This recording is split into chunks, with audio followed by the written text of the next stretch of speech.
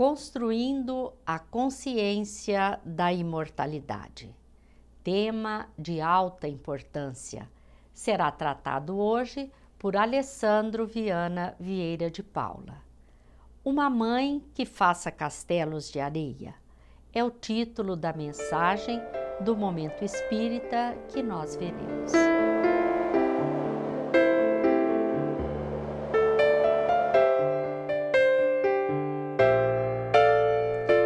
A morte amedronta tanto o ser humano que este assume as posturas mais variadas diante do assunto.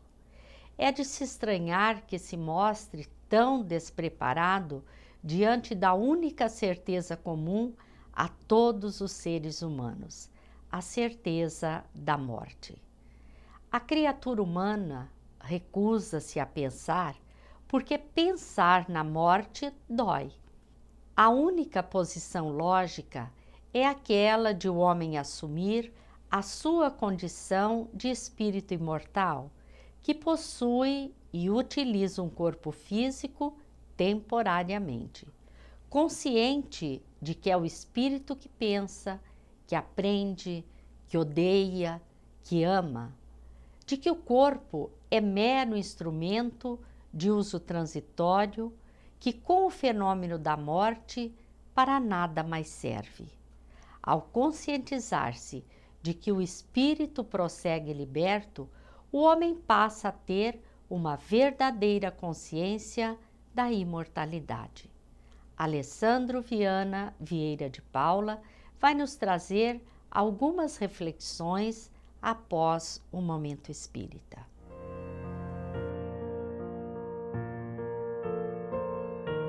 Uma dessas tirinhas de jornal com 3 breves cenas levantou uma questão muito importante que merece nossa atenção. Na primeira cena, vemos uma menina pequena em frente à sua mãe. Da mãe, vê-se apenas as pernas e a cintura.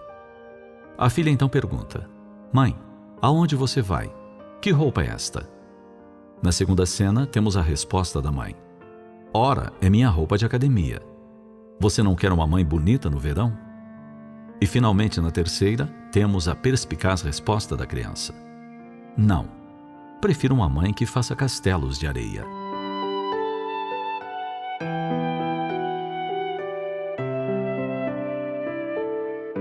Vale a pena refletir por alguns instantes se estamos sendo apenas uma mãe que deseja estar bonita no verão ou uma mãe que faz castelos de areia com seus filhos. O cuidado do corpo é importante, claro, e todos precisamos mantê-lo saudável. Porém, é necessário verificar se não estamos, muitas vezes, caindo em excessos. A breve passagem narrada apresenta muito bem o que temos de mais precioso para dar aos nossos filhos: nosso tempo ao seu lado. Quando se falou em verão, a menina pensou nos castelos de areia que faria com a mãe. Vale refletir se, em muitos casos, em nome de tantas coisas, tantos compromissos, ou mesmo em nome da vaidade, não estamos deixando nossos filhos de lado, em casa, com babás, avós ou até sozinhos por tempo demais. Quando aceitamos a importante missão de pai, de mãe, aceitamos sacrifícios. Aceitamos renunciar parte de nossa vida por eles, pelo menos por um tempo, enquanto são pequenos e precisam de nossa atenção integral. Muitos pais parecemos esquecer disso, achando que podemos levar a mesma vida que levávamos quando solteiros ou quando ainda não tínhamos filhos. Terceirizamos os cuidados e a educação para outros, conseguindo assim mais tempo livre ou ainda mais tempo para outros afazeres. Tenhamos calma, tenhamos paciência. Esse sacrifício, essas horas e mais horas doadas a eles, irão nos trazer muitas alegrias. E a primeira delas é a alegria da consciência em paz, da consciência que se reconhece cumpridora de seus deveres. Utilizemos disciplina. Guardemos momentos para nós durante a semana, para nossos afazeres. Mas evitemos ao máximo deixar as crianças de lado por muito tempo. São momentos que não voltam e passam muito rápido. Logo nos daremos conta disso. Talvez estejamos exaustos com tantos compromissos domésticos, profissionais e familiares. Parece que não estamos dando conta, é certo. É nossa cota de doação para a família. E por se tratar de gesto de altruísmo, de abnegação, não estamos sozinhos. Podemos contar com a ajuda dos amigos espirituais que nos acompanham e que também trabalham pelo sucesso de nossa empreitada na Terra.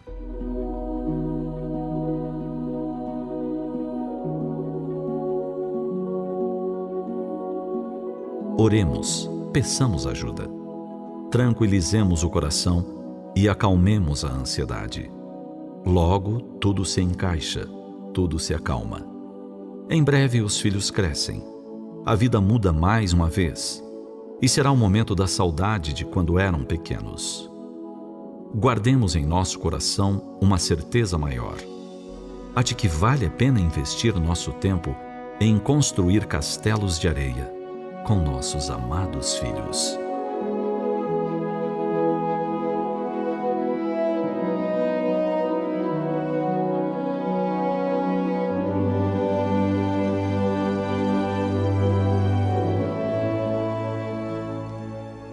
Encontramos esta mensagem e diversas outras sobre o amor no CD volume 29.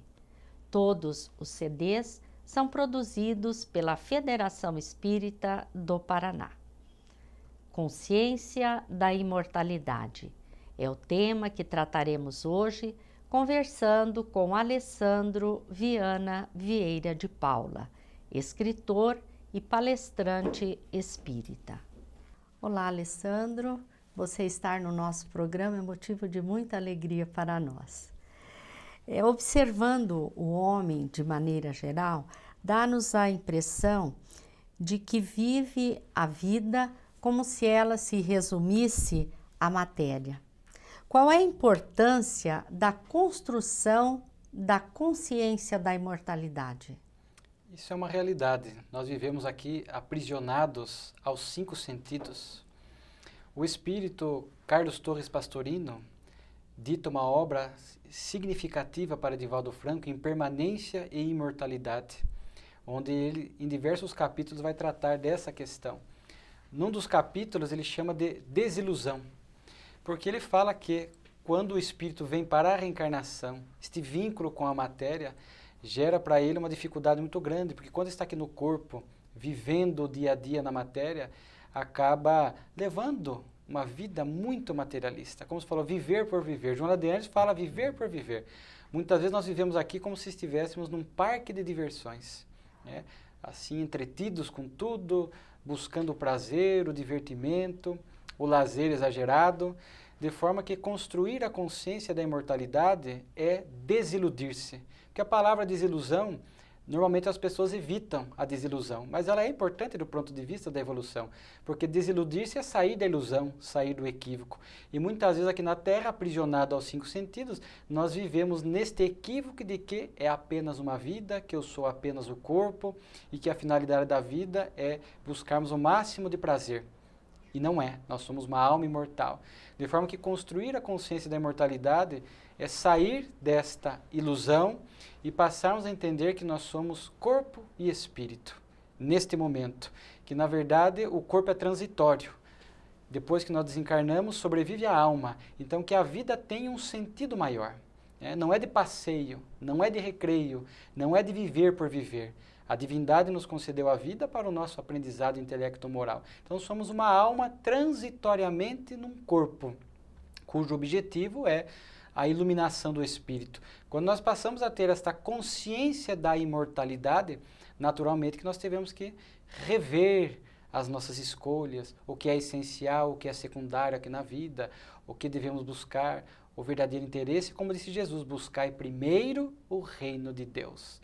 Então, muitos de nós não estamos buscando o reino de Deus, os valores espirituais. Nós estamos aqui atribulados com as questões materiais. Isso nos aflige, nos atormenta. Então, muito pertinente esse despertamento da consciência para que possamos nos entender como almas imortais transitoriamente no corpo.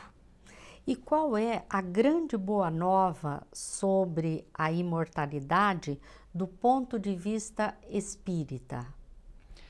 A questão que muitas religiões são espiritualistas. Muitas religiões, acreditam na sobrevivência da alma. O espiritismo, a ponto da partida da imortalidade da alma, ele nos traz um convite a uma vivência diferente. Porque nós vamos entendendo que não basta crer-se imortal. Aliás, existe um texto de Tiago no Evangelho que diz assim, que os demônios, crer por crer, os demônios também creem em Deus. Então, crer por crer na imortalidade, muitos creem, mas o importante é viver de conformidade com a consciência da imortalidade. Então, a doutrina espírita tem esse diferencial, porque nos fala que almas imortais, que já temos um passado, porque a maioria das religiões diz que nós somos criados ao nascimento, né? Alguns na concepção, a maioria na concepção, de forma que o Espiritismo traz esse a mais. Somos uma alma imortal, já temos um passado, uma história, tendências, inclinações e teremos um futuro adiante. A nossa imortalidade prossegue em outras vidas, em outras reencarnações, o processo de progresso ele é infindável, de forma que é uma visão da imortalidade diferente. O professor Herculano Pires chega a dizer que o Espiritismo aborda a imortalidade de forma racional. Não essa imortalidade em que eu fui criado com a concepção e após a morte eu vou para o céu, vou para o inferno.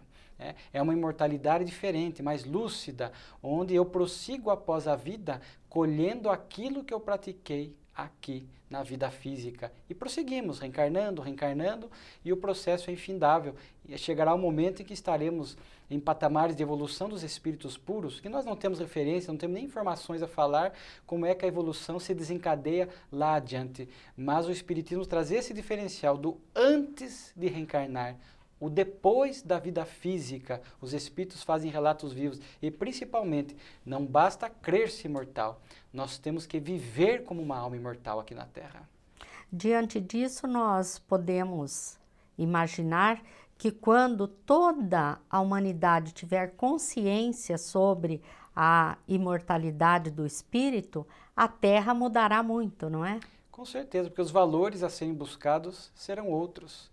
Hoje, essas pessoas que praticam corrupção, essas pessoas que prejudicam um, o outro, que se omitem, né, se tivessem noção da consciência da imortalidade, de que irão também colher tudo o que praticam aqui, naturalmente que isso produz uma mudança enorme. Então, a pessoa, essa consciência da imortalidade generalizada, fará com que as pessoas reflitam melhor, antes de agir, antes de prejudicar. Então, o professor Herculano Pires também nos fala a respeito disso, porque ele tinha um programa radiofônico, onde na época era muito recorrente essa temática da imortalidade da alma, e ele tinha a oportunidade de falar dessa imortalidade na vivência, a imortalidade racional, conforme nós falamos. Carlos Torres Pastorino também nos fala sobre os efeitos da imortalidade, porque nós não paramos para pensar nisso. Os fenômenos espirituais estão desde que o homem está na Terra, ou seja, os espíritos estão chamando a nossa atenção a respeito da imortalidade da alma, através dos fenômenos, mas nós não paramos para pensar a respeito da mensagem da imortalidade. O que a mensagem da imortalidade quer comigo? E Pastorino, na obra, num outro capítulo chamado Consciência, ele fala que a consciência da imortalidade tem que produzir efeitos morais na nossa vida, alegria de viver, mudança profunda de conduta, e ele vai ali narrando um rol de situações que deveriam fazer parte da nossa vida a partir do momento que nós identificamos a nossa imortalidade. Então, de fato, certamente isso trará uma grande diferença, até porque há pesquisas de cientistas nessa área que tendem a demonstrar a sobrevivência da alma, porque há pessoas na Terra que são mais racionais, querem ouvir o que a ciência tem a dizer a respeito do assunto. E existem muitas pesquisas, tivemos Charles Richer, temos a física quântica, de forma que os estados de quase morte, pacientes que no momento de anestesia, um procedimento médico, ou ficam no estado de coma, eles ficam inconscientes, depois trazem narrativas. Eu me vi saindo do corpo, eu vi o médico fazendo o procedimento, eu vi parentes que vieram me visitar, ou seja, fez registros fora do corpo, enquanto o cérebro estava inconsciente. Então isso são certamente provas de que a alma é independente e sobrevive ao corpo físico. A terceira obra básica do Espiritismo é o Evangelho segundo o Espiritismo. Qual a grande contribuição do Espiritismo para a interpretação do Evangelho de Jesus? De fato, é notável, porque nós vamos observar que, lamentavelmente, algumas religiões foram se afastando de Jesus. Nós não podemos dizer que religião e Jesus é sinônimo, porque muitas foram se afastando. Jesus, na verdade, elevou o patamar no que nós entendemos de religião e de religiosidade. De forma que o Evangelho segundo o Espiritismo, ao estudar algumas das passagens, é importante que se diga, que algumas pessoas, quando ouvem Evangelho segundo o Espiritismo, acham que é um evangelho à parte, Sim, um evangelho diferente. um segundo evangelho. Porque nós vemos os evangelistas, que é o Evangelho segundo Mateus, o Evangelho segundo João, o Evangelho, né, segundo Lucas. Então, o Evangelho segundo o Espiritismo.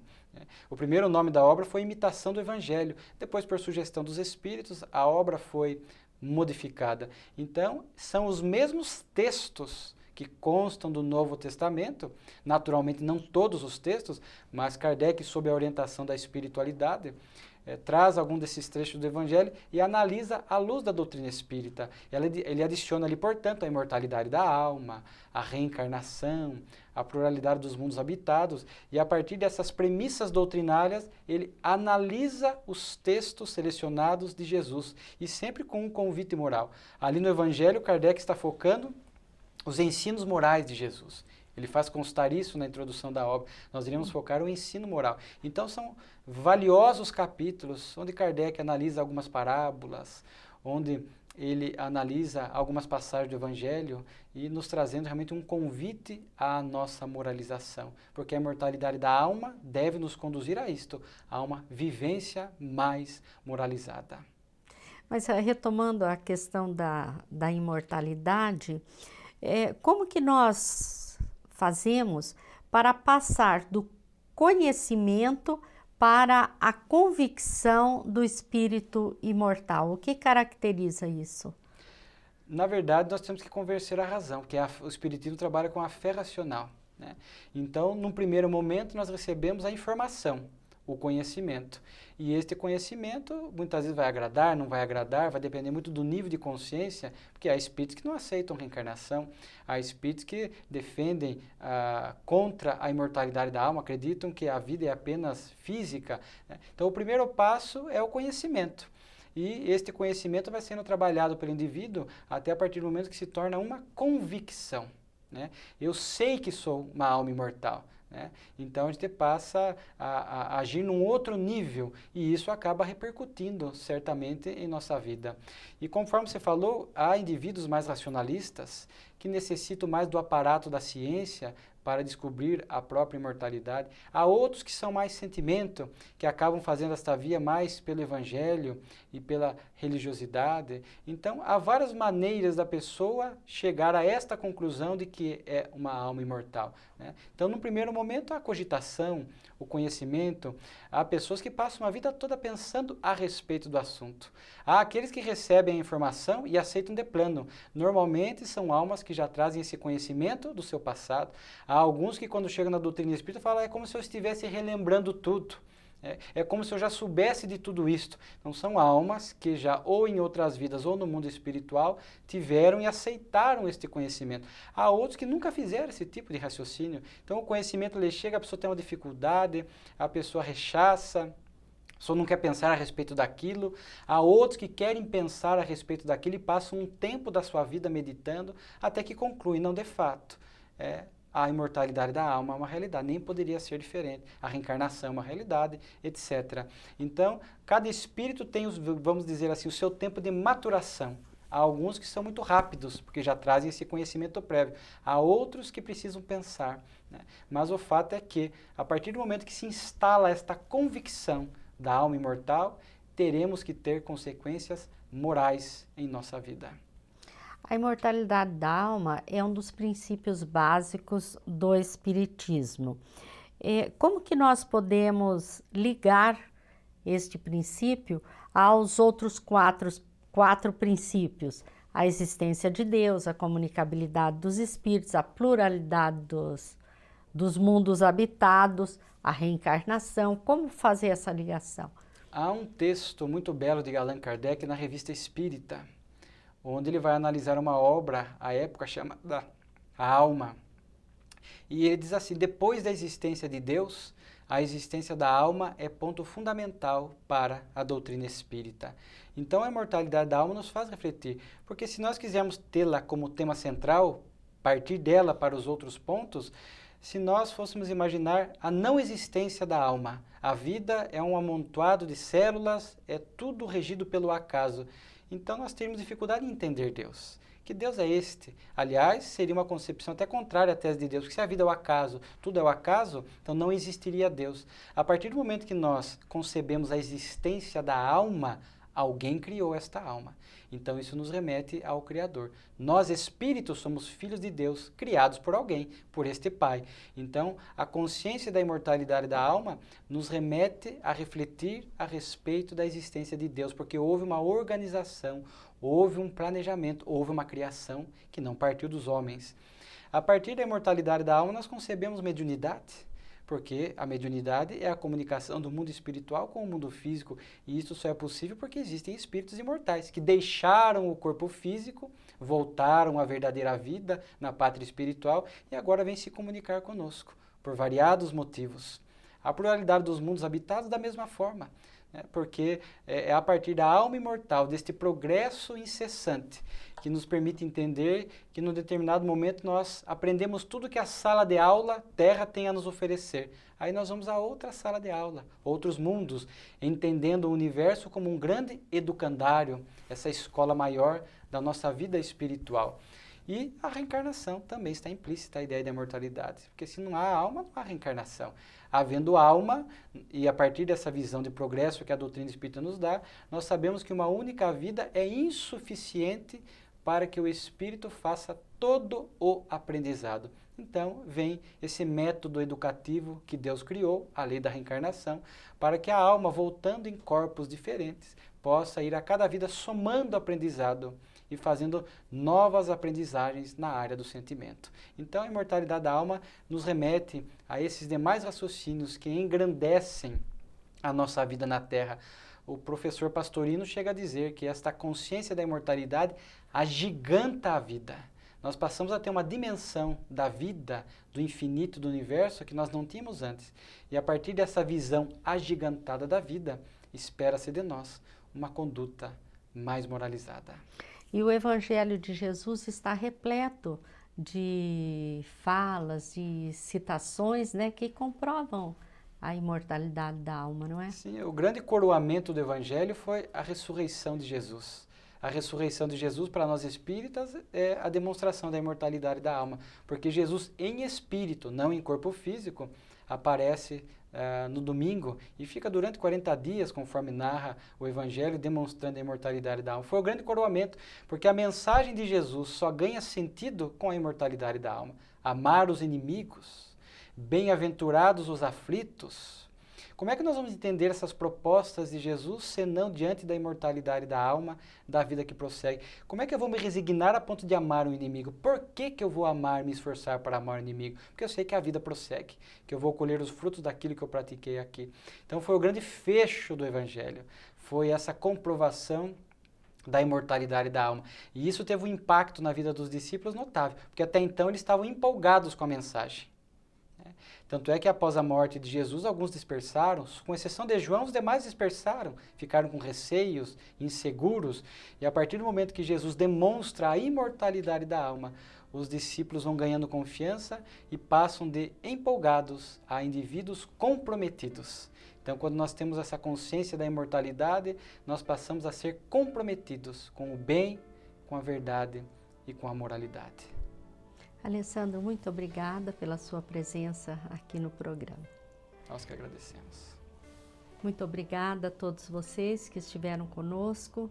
Esperamos estar juntos no próximo programa e muita paz a todos.